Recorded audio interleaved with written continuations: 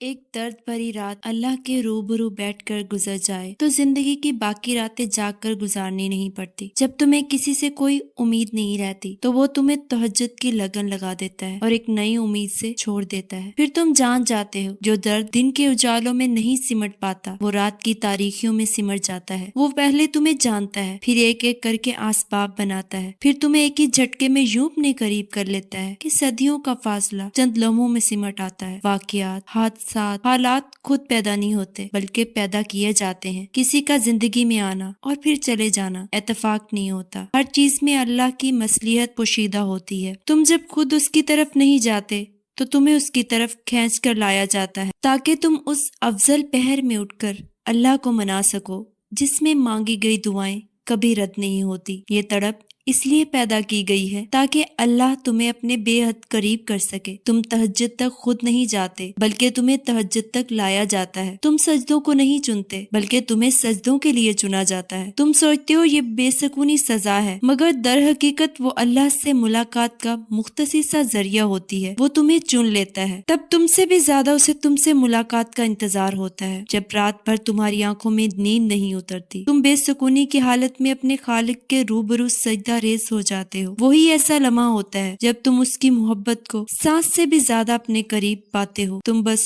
اسے چند لمحوں کی محبت دیتے ہو اور وہ تم پہ ساری عمر کے لیے اپنی محبت نچھاور کر دیتا ہے۔ پھر وہ تمہاری بے سکونی کو ہی اس سکون کی وجہ بنا دیتا ہے کہ جو نہیں ملنا ہوتا وہ بھی مل جاتا ہے۔ اور جب تم دنیا کو چھوڑ کر اس کے پیچھے بھاگتے ہو تو وہ تم سے بھی زیادہ تیزی سے بھاگ کر تمہاری جانب آتا ہے۔ تم ایک دفعہ اس کو پکارتے ہو، وہ تو 100 دفعہ تمہاری پکار کا جواب دیتا ہے۔ درد ہی اللہ کی پہچان کرواتا ہے، خوشی میں تو ہم شکر کرنا بھی بھول جاتے ہیں۔ اگر یہ درد اور ناممکن نظر آنے والی خواہش نہ ہوتی تو تم اللہ کے در پر سوالی بن کر ہی نہ جاتے، اس کو پکارتے ہی نہ۔ ناممکن تو تمہارے لیے ہوتا ہے، اللہ کے لیے تو کچھ بھی ناممکن نہیں۔ ہر چیز انسان کے بس میں نہیں ہوتی، نہ ہی حالات ہمیشہ تمہاری مرضی کے مطابق ہوتے ہیں۔ جو کہانی اللہ کے سپرد کر دی جاتی ہے اس کہانی کا انجام کبھی اداس نہیں ہو سکتا۔ زندگی کبھی کبھار ایسے موڑ پہ تمہیں لے آتی ہے جہاں صرف دو ہی راستے ہوتے ہیں، پہلا یہ کہ حقیقت سے بھاگتے رہو، دوسرا یہ کہ اللہ کی رضا میں راضی ہو جاؤ۔ مگر تم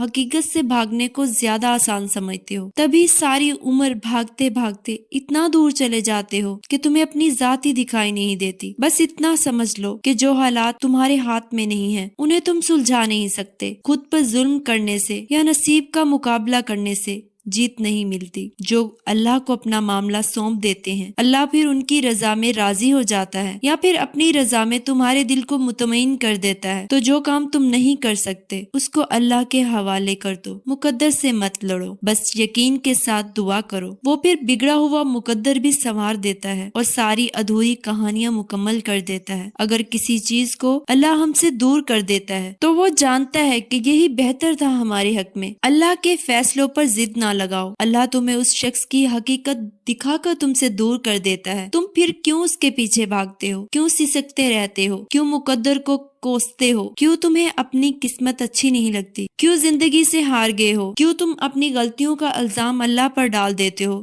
کہ اس نے تمہارے ساتھ اچھا نہیں کیا، اس نے تمہیں محبت نہیں دی۔ ابھی تمہیں بھلے لگ رہا ہو کہ تمہارے ساتھ ظلم ہوا ہے لیکن وقت تمہیں بتائے گا، پھر تم ان واقعات کے رونما نہ ہونے کا شکر ادا کرو گے کہ جن کے ہونے کی تم دعا کیا کرتے تھے۔ بس اللہ پر راضی ہو جاؤ اور معجزے صبر مانگتے ہیں اور تقدیر شکر کرنے والوں کی بدلتی ہے۔ تم نے جس محبت کو چنا تھا وہ درد اور آزمائش سے زیادہ کچھ بھی نہیں تھا۔ اب تم دیکھو گے کہ جس محبت کو اللہ نے تمہارے لیے چن رکھا ہے وہ دنیا کی تمام محبتوں سے زیادہ پاکیزہ اور پرسکون ہوگی اور تم راضی ہو جاؤ گے۔